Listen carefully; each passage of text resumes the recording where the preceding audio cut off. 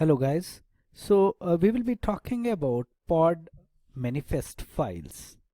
So for the example in this chapter or in the series of lectures we are going through, we are going to use the following pod manifest called pod.yml. As you can see on the screen. Now, although this file is in YAML format, you can also use JSON. Straight away we can use 4 top level resources that we are going to need to understand. One is API version, .kind, .metadata and .spec. In this lecture we will only be stepping lightly through the section and fields in the manifest file. This is so that you don't get overwhelmed. In the next lecture or so, we would be covering replica sets and we are going to give a more comprehensive dive into manifest files. As the name suggests, the .api version field specifies the version of the API that we will be using. .vi has been around since 2015. It includes an extensive pod schema and it's stable. If you are working with some of the newer constructs such as replica sets and deployments, you will have to specify a newer version of the API. Next up, the .kind field tells Kubernetes what kind of object to deploy. In this example, we are telling it to deploy a pod. As we progress through the book, we will populate this with various different values, services, deployments, daemon sets, etc. Then we define some .metadata. In this example, we are naming the pod hello pod and giving it a couple of labels. Labels are simple key value pairs, but they are insanely powerful.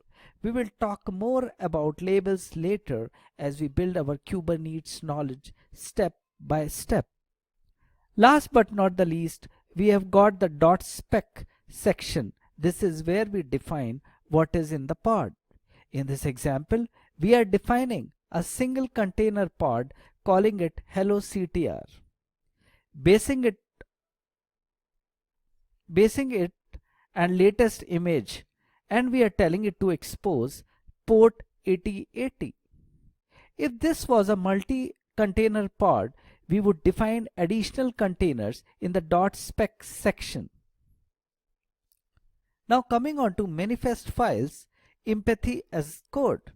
Quick side step. Configuration files such as Kubernetes, manifest files and Docker files are excellent source of application documentation. As such, they have some secondary benefit. Two of these includes: 1. Helping speed up the onboarding process for new team member. 2. Helping bridge the gap between developers and operations. So, if you need a new team member to understand the basic function and requirement of an application, get them to read the application manifest and Docker file.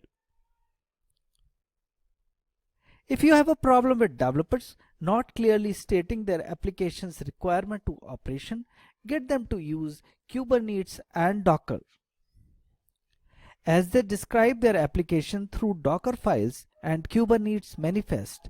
These can then be used by operations staff to understand how the application works and what it requires of the environment. These kind of benefits were described by a couple of authors in different books, various books in the market. While describing config files like these as this might be a bit of stretch, there is merit in the concept which will of course help.